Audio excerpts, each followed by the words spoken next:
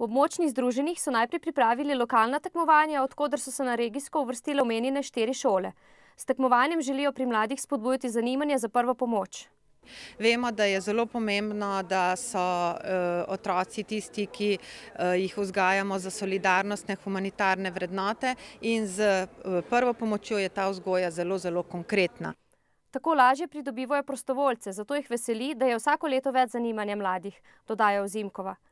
Tekmovanje sestavlja teoretični del o zgodovini Rdečega križa, teoriji prve pomoči in cestnoprometnih predpisov. Nato sledi praktični del. 3 različne situacije, v katerih so po 2 poškodovana. V ekipi sodeluje 6 članov in vsaka trojka pomaga enemu poškodovanemu. Učencem se zdi tekmovanje pomembno. Pomeni, da nekaj vem in tudi, če bo kaj kdaj mogla pomagati, da bom vedela, da znam in da bom lahko pomagala.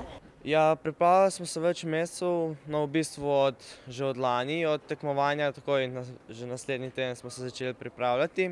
Pa vsak teden do zdaj ta teden smo imeli pa skoraj vsak dan vaje.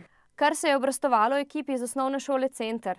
12. maja bo namreč preizkusila znanje še na državnem tekmovanju na Debelem rtiču.